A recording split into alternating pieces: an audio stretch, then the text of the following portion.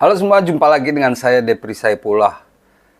Ada sesuatu yang menarik kembali membuat saya ingin membuat video ini karena ada komentar dari Erick Thohir yang kecewa dan marah dengan selebrasi provokasi dari pemain Australia U16 saat mengalahkan timnas U16 5-3 pada laga semifinal Piala AFF U16 di Solo ya.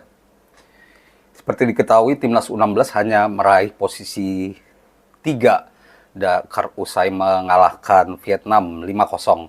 Dan itu hasil yang maksimal. Ada plus minus dari tim yang diasuh oleh Nova Arianto ini. Plusnya apa? Kita bisa melihat bahwa anak-anak ini bisa mencetak gol yang banyak. Minusnya ya emosi kurang terkontrol dan sering melakukan blunder, dan itu harusnya bisa dijaga. Seperti saat melawan Australia, sebenarnya menurut saya permainan cukup berimbang. Asal lebih sabar, saya pikir timnas U16 bisa meniru apa yang dilakukan oleh U23 yang menang di Piala Asia U23 lawan Australia dengan skor 1-0. Kita bisa membuat Australia frustrasi. Tapi di sini pemain U16 kita memang masih muda, masih remaja, dan tenaganya masih berlebihan ya. Jadi semoga dengan proses yang baik kita bisa melihat bahwa pemain-pemain ini akan tumbuh menjadi pemain yang lebih hebat. Ya, kembali ke komentar Erick Thohir yang mengatakan bahwa seharusnya pemain Australia tidak melakukan selebrasi yang memprovokatif ya. Dan menurut Erick Thohir, semua ini dilakukan karena Australia dendam dengan kekalahan timnas Australia U23 di Piala Asia U23 lalu. Lalu Erick juga meminta agar timnas U16 membalas kekalahan ini di kualifikasi Piala Asia U17 yang digelar 23 sampai 27 Oktober nanti di Kuwait. Nah, inilah kesempatan emas bagi kita. Di 2 tahun lalu, kita gagal ke Piala Asia U17 ya. Waktu itu tuan rumahnya di sini, di Bogor. Tapi kita gagal. Nah, kali ini, saat tidak juara AFF, kita bisa membuktikan bisa lolos Piala Asia U17 yang akan berlanjut ke Piala Dunia U17. Jadi ini jalan yang bagus bagi anak-anak muda ini. Nah, terkait duel Australia, Erick Thohir meminta agar timnas senior juga membuktikan bahwa Indonesia bukan negara kecil yang bisa diremehkan oleh Australia. Ya, jadinya panas. Tapi menurut saya ini suatu yang biasa. Dan dalam sepak bola ini memang kerap terjadi emosi seperti ini. Dan timnas U16 dan timnas senior bisa melakukan balasan di tahun ini juga. U16 harus membuktikan lebih baik dari Australia ya. Dan menurut saya itu bisa dilakukan melihat penampilan mereka. 10 pemain saja bisa membalas Australia.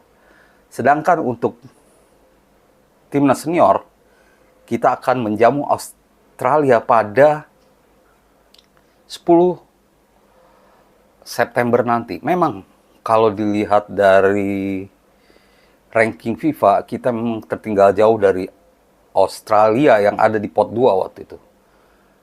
Bagaimanapun kita harus mengakui Australia adalah tim favorit. Tapi di sini kita harus membalaskan dendam dari anak-anak U16. Karena U16 baru main Oktober, sedangkan seniornya September. Ya, menurut saya balas dendam dalam hal mencari hasil yang berbalik dengan sebelumnya atau menang, itu sesuatu yang wajar. Tapi kita juga berharap bahwa pemain timnas Indonesia tidak emosional ya. Karena kalau sampai jadi emosional malah jadi blunder. Dan diharapkan pemain timnas kita bisa tetap tenang saat melawan Australia nanti. Kita tahu bahwa Australia ini garang sekali ya di putaran 2 mereka mencetak 22 gol dan tidak kebobolan satu gol pun. Memang lawannya memang Bangladesh, Lebanon, dan Palestina ya. Ya mereka jadi raja sendiri. Ujian sebenarnya saat melawan Indonesia nanti. Nah, seperti yang saya sebutkan di video sebelumnya, kita tidak perlu takut melawan Australia. Karena Australia bukan Spanyol. Kita bisa meniru Georgia yang sempat membuat Spanyol terhentak cetak gol bunuh diri ya, Robin Lenormand. Memang ini levelnya berbeda dan kita harus lebih pede karena pemain Australia walaupun hebat tetap saya yakin bisa diredam. Waktu kita kalah di Piala Asia, kalah 0-4 itu memang kondisinya kita memang masih kurang pemain. Dan sekarang di putaran 3 ini pemain kita lebih lengkap, Jazz. Dan semoga ini kiper Martin Paes benar-benar sudah siap di September nanti. Juga tambahan striker oleh Romeni, juga pemain-pemain baru lainnya. Nah, mengapa harus mengadopsi permainan seperti lawan Georgia? Ya itu karena kita harus akui kualitas Australia ya.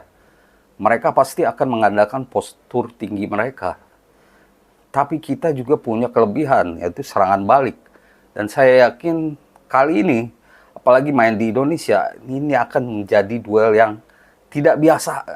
Akan menarik. Duel yang rencananya di Gelora Bung Tomo ya.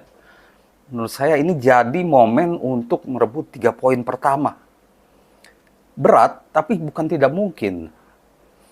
Kita harus melihat perjuangan tim-tim underdog seperti Turki yang mengalahkan Austria ya di 16 besar Euro.